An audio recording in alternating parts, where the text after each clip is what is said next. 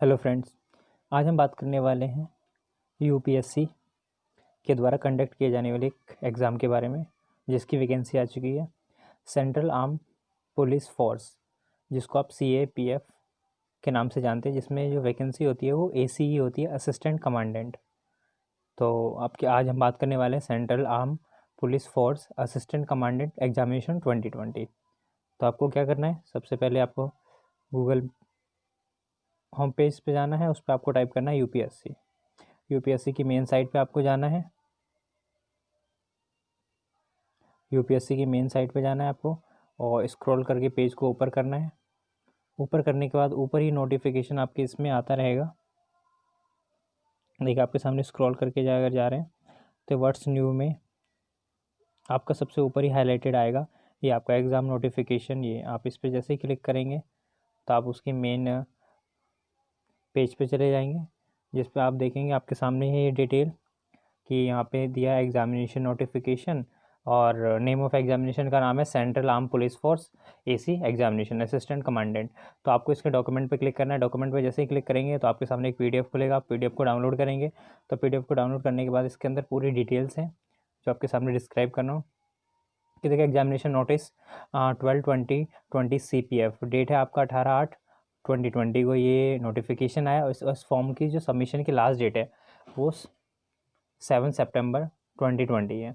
तो central arm police force assistant commandant examination 2020 की अगर बात करते हैं तो इसकी वेबसाइट है www.upsc.gov.in। अब आते हैं कुछ इंपॉर्टेंट बातें, किसके लिए कौन कौन एलिजिबल है और इसका मतलब फाइनली मतलब क्लियर करने के बाद किस तरीके से होगा, इसका क्या क्या प्रोसेस है आपका, और साथ में आपका इसके अंदर क्या क्या डॉक्यूमेंट लगेगा, ठीक है, और इस फॉर्म की लास्ट डेट कब है। तो इन सभी चीज़ों के बारे में हम बात करते हैं। तो देखो बेसिक चीज़ें क्या है कि कैंडिडेट एंश्योर एलिजिबिलिटी को ध्यान से आपको कि एलिजिबिलिटी कंडीशंस को आपको इस फॉर्म में दिया हुआ आपको ध्यान से पढ़ना इस पैराग्राफ को, ठीक है।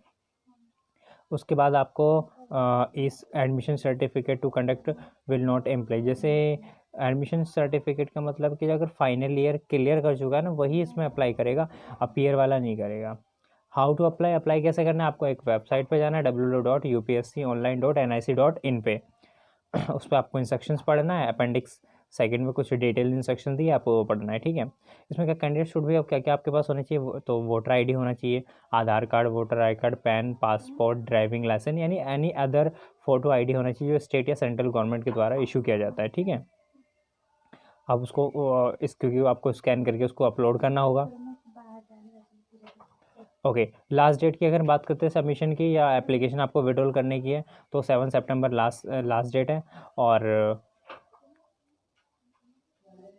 उसके अलावा अगर हम बात करते हैं तो इसमें एप्लीकेशन का विड्रॉल का दिया हुआ है कि आप 14 तो 7 तो लास्ट है लेकिन 49 से लेकर 29 के बीच में आप अपना विड्रॉल भी कर सकते हैं, ठीक है। और eligibility candidate should be issue E admission certificate 3 week before the commencement of examination के उसमें पहले मतलब आपको मिलेगा इसका, ठीक है। ईमेल ID वगैरह पे आपका आएगा कि जो एडमिट कार्ड जिसको आप बोलते हैं, ठीक है। और आपको पता है penalty for wrong answer objective type question होगा, नेगेटिव मार्किंग है इसके अंदर, और ये जो होगा 1/3 होगा, ठीक है। इंस्ट्रक्शन की अगर बात करते हैं फॉर्म तो OMR सीट पे आपका फिल होगा, ये बॉल पॉइंट पे होगा, ठीक है। Ball blue black ball point से आपका पेपर करना होगा, तो आपको पेपर के टाइप में इंस्ट्रक्शन मिल जाएगा। अब आते हैं हमें मेन पॉइंट पे कि इसमें वैकेंसी जो CAPF होता है आपका सेंट्रल आर्म पुलिस फोर्स, इसके अंदर कौन कौन से आते हैं, तो इसमें बॉर्डर सिक्योरिटी फोर्स के आते हैं, central reserve police force CRPF, और central industrial security force CISF, Indo Tibetan border police ITBP बोलते हैं इसको, सशस्त्र सीमा बल SSB। इन सभी बॉडी के एग्जामिनेशन ये CBSE कंडक्ट कराती है।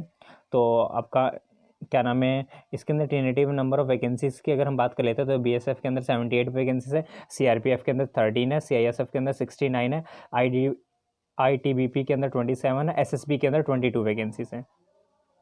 इसके अलावा इनकी पॉलिसीज़ में चेंजेस हो सकते हैं, तो 10% वैकेंसी विल बी इंक्रीज़, या फिर कह सकते हैं एक तरह का रिजर्वेशन में होता है। अब आता है सेंटर ऑफ एग्जामिनेशन कि भाई अगर बच्चे अप्लाई करते हैं तो क्या क्या अपना सेंटर भर सकते हैं। तो कुछ सेंटर्स आपके सिटीज़ दी हुई हैं, अगरतला, अहमदाबाद, आइजल हो गया, बेंगलोर हो गया, बरेली हो गया, भोपाल, चंडीगढ़, चेन्नई, कटक, देहरादून, दिल्ली, धारवाड़, दिसपुर, गंगटोक, हैदराबाद, इम्फाल, ईटानगर, जयपुर, जम्मू, जोरहाट, कोच्चि, कोइम, कोलकाता, लखनऊ, मदुरई, मुंबई, नागपुर, पणजी यानी गोवा में, पटना, पोर्ट ब्लेयर, प्रयागराज, इलाहाबाद कहीं नाम है, रायपुर, रांची, संबलपुर, शिलोंग, शिमला, श्रीनगर, त्रिवेंद्रपुरम, तिरुपति, उदयपुर, विशाखापट्टनम। ये आपके सिटीज़ एग्जामिनेशन जब आप फॉर्म फिल करेंगे तो उसमें आपको सिटीज़ पूछे जाते हैं, 3 आपके चॉइस फिल करने होते हैं, 3 में से आपको तीनों आपको देखना है जो आपको नियरेस्ट है, जो आपको ईजी पड़े। ओके, अब हम आते हैं कैटेगरी वाइज में, तो उसका आपका रिलैक्सेशंस अलग से दिया हुआ है। अब आपका इसके अंदर एलिजिबिलिटी क्या है, एक तो नेशनलिटी होनी चाहिए, सेक्स मेल या फीमेल होना चाहिए, एज लिमिट आपकी उसमें कंडीशन में दी है 20 से 25 ईयर के बीच में ही एज होना चाहिए। ओके,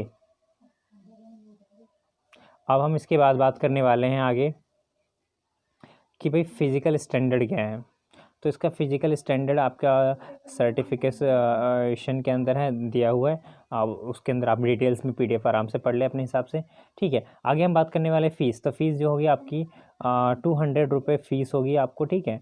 वो आप या तो बाय पे कैश या नेट बैंकिंग, रुपये debit card, credit card, visa, master card किसी से भी कर सकते हैं, ठीक है।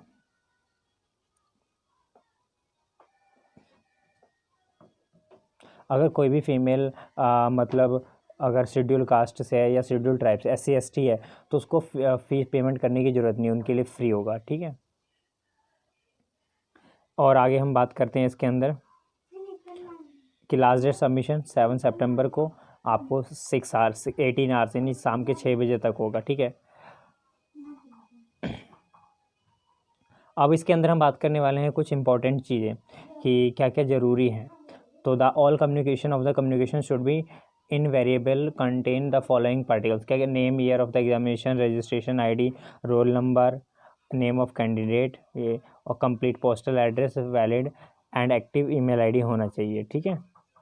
सर्विस एलोकेशन जो है वो आपका मेल फीमेल है दोनों, फिजिकल स्टैंडर्ड के बेसिस पे होगा। और कुछ डिटेल्स हैं जो इसके अलावा कुछ फॉर्म्स दिए हुए हैं जिसके अंदर क्या क्या प्रोसेस है। और अब बात हम करते हैं कि सिलेक्शन प्रोसेस और scheme and syllabus of the examination की बात करते हैं।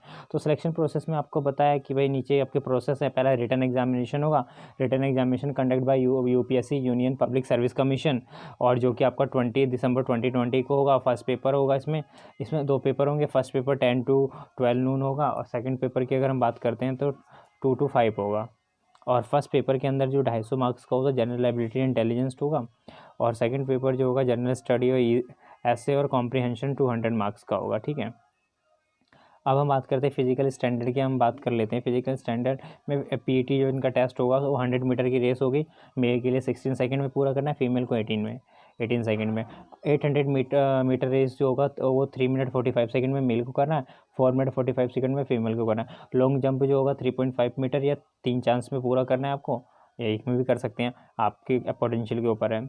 और फीमेल के अंदर 3 मीटर का करना है। शॉर्ट पुट की बात करें 7.26 kgs का होगा, ये 4.5 मीटर का होना चाहिए। और फीमेल का एक कंडीशन दी है, pregnancy at the time of PET will be disqualify and pregnant female will be rejected. Female जो प्रेग्नेंट है वो अप्लाई नहीं कर सकते। अब हम बात करते हैं इंटरव्यू और पर्सनैलिटी टेस्ट के लिए। तो अगर आप ये दोनों एग्ज़ाम क्लियर करते हैं तो 150 मार्क्स का पर्सनैलिटी टेस्ट होगा, और उसके बाद फिर इसी के बेसिस पे फाइनल मेरिट बनाई जाएगी। और वन मोर एक कंडीशन और, जो आपका पेपर 1 पेपर 2 है, तो उसमें जो आपका पेपर जैसे कि पेपर 1 और पेपर 2 के सामने हम बात की कि ऐसे का जो पेपर है, तो अगर आप पेपर 1 में क्वालिफाई करेंगे तो ही आपका पेपर 2 चेक होगा, अदरवाइज़ नहीं होगा, इसमें ये होता है। ओके, अब हम आगे बात करते थे थोड़ा सा सिलेबस के ऊपर कि जनरल मेंटल एबिलिटी के अंदर आपको reasoning, logical reasoning, quantitative aptitude including numerical ability and data interpretation आएगा। जनरल साइंस की अगर हम बात करते हैं तो जनरल साइंस में एवरीडे में फिनोमेना जो भी है साइंस से रिलेटेड, न्यू एरिया में टेक्नोलॉजी, बायोटेक्नोलॉजी, इन्वायरमेंटल साइंस होगा। करंट इवेंट की बात करते हैं तो नेशनल और इंटरनेशनल न्यूज़ होगा, जिसमें आपको culture, music, arts, literature, sports, governance, society development, issue, industrial, business, globalisation और इंटरप्ले होगा जो नेशनल के अकॉर्डिंग हुआ। इंडियन पॉलिटी की अगर इकोनॉमिक्स की हम बात कर लेते हैं, क्वेश्चन विल बी टेस्ट जो भी आपका है वो आपका economic, public administration, social system, आपका constitution of India, human rights, international security issue और economic development in India, regional और इंटरनेशनल दोनों लेवल। हिस्ट्री ऑफ इंडिया में आपका सारा सोशल, इकोनॉमिक, पॉलिटिकल एस्पेक्ट्स में सब देखेंगे। और इंडियन और वर्ल्ड ज्योग्राफी के बाद फिजिकल, सोशल, इकोनॉमिक एस्पेक्ट में ज्योग्राफी को पूरा कवर किया इंडिया और वर्ल्ड का। जनरल स्टडी की हम बात करते हैं तो उसमें पार्ट ए 80 मार्क्स का होगा, पार्ट बी 120 मार्क्स का होगा। फर्स्ट पार्ट के अंदर क्या होगा, हिस्ट्री, आपका हिस्ट्री के अंदर freedom struggle, geography, polity, economic, knowledge of security, human rights issue, इन सभी एनालिटिकल एबिलिटी, इन सभी चीज़ों का होगा। पार्ट बी के अंदर कॉम्प्रिहेंशन में क्या होगा, आपका प्रीसिज आएगा, प्रीसिज राइटिंग, डेवलपिंग एनकाउंटर एग्रीमेंट होगा, सिंपल ग्रामर और अदर एस्पेक्ट्स और लैंग्वेज टेस्टिंग, ये सब होगा। ठीक है, तो आपको इस तरीके से है। अब आपको सारा इसमें डिटेल्स आपको बता दिया। आप इंस्ट्रक्शन में आपको PDF की लिंक दे दी जाएगी, उसको पढ़ के आप फॉर्म को अच्छी तरीके से फिल कर सकते हैं। अगर फिर भी कोई डाउट रहता है तो आप मुझे कमेंट करके पूछ सकते हैं। और फॉर्म के अंदर इसमें पूरा फॉर्मेट दिया हुआ है, किस तरीके से भरना है, कैसे बुकलेट आपकी आएगी, तो आप ये PDF देख सकते हैं। साथ में इसमें मेडिकल स्टैंडर्ड भी दिया हुआ है कि आपकी हाइट आनी चाहिए 165 मेल की, और चेस्ट आनी चाहिए 81 और वुमेन की 157 आपकी हाइट होनी चाहिए। Medical stand distance vision 6/6 better eyes होनी चाहिए, वोर्स आई में 6/12 होनी चाहिए, नियर विजन में N6 होना चाहिए और वोर्स आई में N9 होना चाहिए करेक्टेड करने के बाद। तो इस तरीके से आप इसमें मेडिकल कंडीशंस, आपके बॉडी फिटनेस, हाइट, वेट सब दिया हुआ है। तो आज के लिए इतना ही। आप तो इसमें हमने इसमें डिटेल्स बात करी। अब अप्लाई कैसे करना है, अप्लाई के लिए क्या है, क्या प्रोसेस है, तो ये तो इसकी वैकेंसी डिटेल होगी, सिलेबस हो गया, सब हमने इसके ऊपर बात कर ली।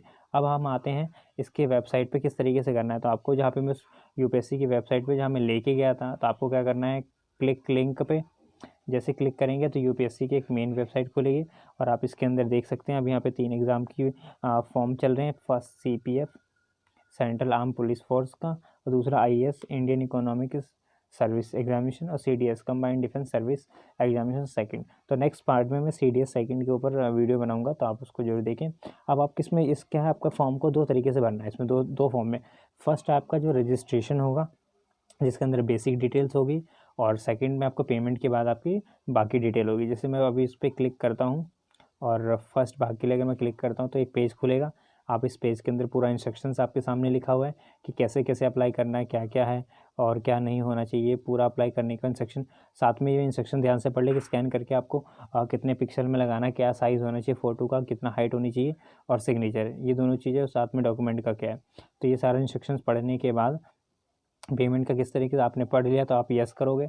यस करने के बाद आपके सामने एक एप्लीकेशन फॉर्म खुलेगा, और आप इस एप्लीकेशन फॉर्म में जो भी इसमें रिक्वायरमेंट डिटेल, जैसे नेम, ये कैपिटल सब कुछ, name, gender, date of birth, father mothers, nationality, marital community, do you belong, fees आपका, फिर सिलेक्शन, ये सारा लाइन, एड्रेस के बाद कन्फर्मेशन ईमेल, मोबाइल नंबर, ये सारा।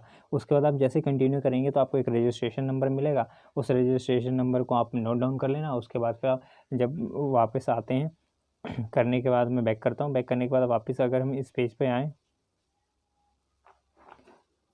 तो इसके अंदर आपको फॉर्म भरना है। फॉर्म भरने के बाद आपको फिर सेकंड रजिस्ट्रेशन में सबमिट करना है, और उसके बाद इस तरीके से आप अप्लाई कर सकते हैं। तो अगर आपको किसी तरह का कोई डाउट हो तो कमेंट करके मुझसे पूछें। मिलते हैं नेक्स्ट सेशन में। Thank you so much, bye bye.